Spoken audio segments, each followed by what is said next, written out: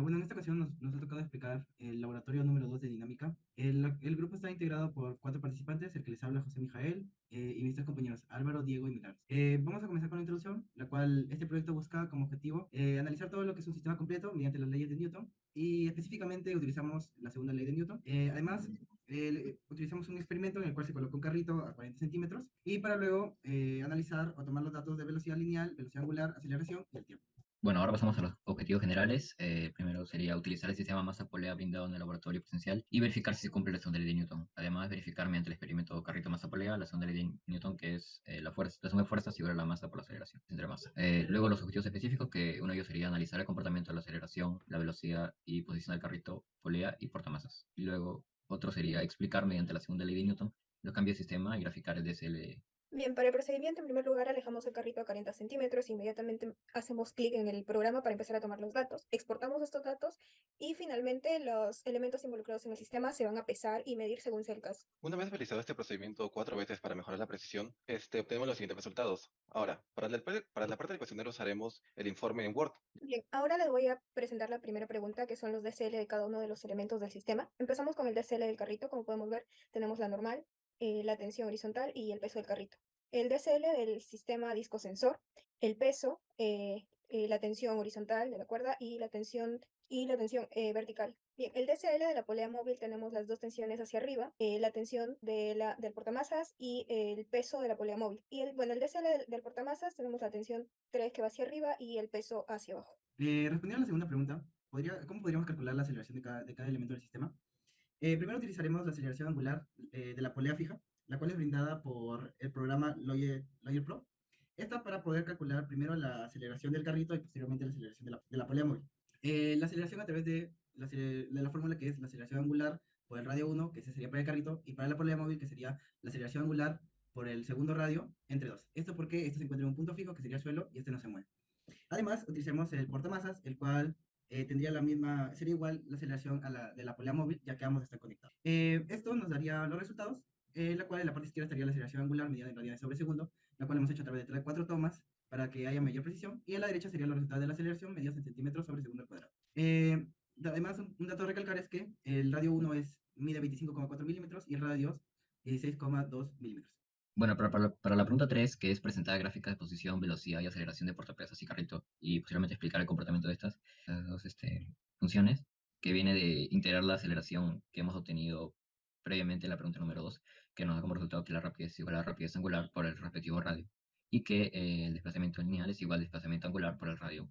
Bueno, en la tabla 2 tenemos aquí ya los resultados de la rapidez del carrito y de la 2 y de la polea móvil y del portamasas. Todo esto lo hemos hecho en un Excel y hemos tomado un promedio de cada toma para que sea más preciso. Bueno, aquí tenemos las gráficas del carrito versus tiempo, de la portamasa versus tiempo, y vemos que tiene un crecimiento lineal. En la tabla 3 ya tenemos la tabla del desplazamiento, también para el carrito, el A2 y polea móvil y portamasas. De igual manera hemos hecho un promedio. Bueno, aquí tenemos la gráfica de desplazamiento del carrito versus tiempo, que ya no es un crecimiento tan lineal, sino más uno potencial, y vemos que va variando mucho con respecto al tiempo. Eh, Luego, para la aceleración, no tenemos la tabla porque ya lo hemos puesto en el ejercicio 2. Y vemos que la gráfica es como un movimiento oscilante y que prácticamente sería un MRV donde la aceleración es casi constante. En Y esta eso parte sería. yo me encargaré de explicar factores externos que afectan al sistema y cómo podrían ser cuantificados. El primero que propuse es el más clásico, el desplazamiento del carrito por desplazamiento cinético. Esto lo haría gracias a la segunda condición de equilibrio, ya que si apreciamos, el carro no gira, solo se traslada, por lo tanto si se cumple. Tomaría de punto de giro un punto sobre el peso, ya que en ese punto va a estar el peso y la normal. Pero el desplazamiento aún no se va a anular, por lo tanto sí lo puedo hallar gracias a la tensión que ya conozco. Ahora, el segundo factor externo que propuse fue el desplazamiento del aire sobre el carrito y el portamasas.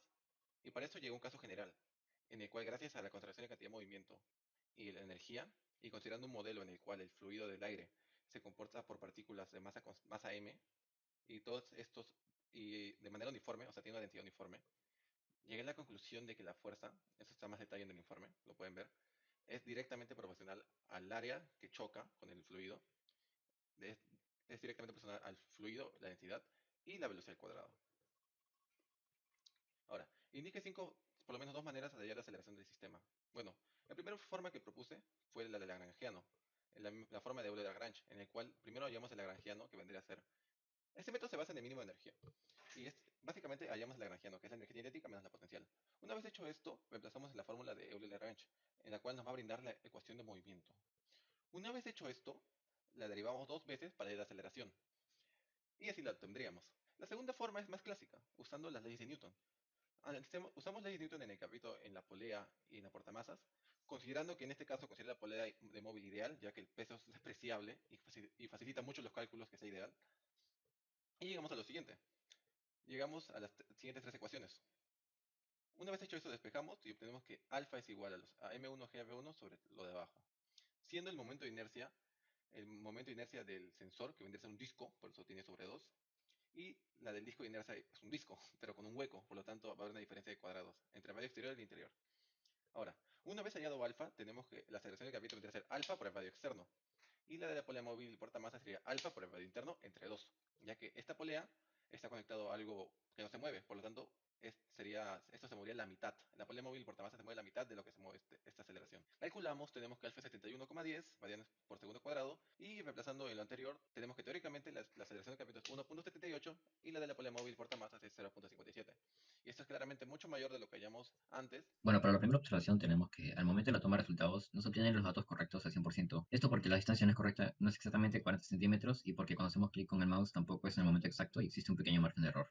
Bueno, en segundo lugar, también observamos que los valores obtenidos teóricamente son mayores a los de laboratorio, y esto se debe a que a la hora de producir esto en la vida real, hay muchos factores externos que se oponen al movimiento, como el rozamiento en general. Conclusiones. Como primera conclusión tenemos que hemos logrado comprobar que la segunda ley de Newton sí se cumple, ya que a la hora de hallar los datos de forma experimental sin usar esta y hallarlo de forma teórica, hemos hallado que esos datos se comportan casi de la misma manera. Por ende, hemos hallado que se cumple. Además, por último, se logró analizar el comportamiento de la aceleración, la velocidad y la posición del carrito, polea y portamasas en todo el sistema.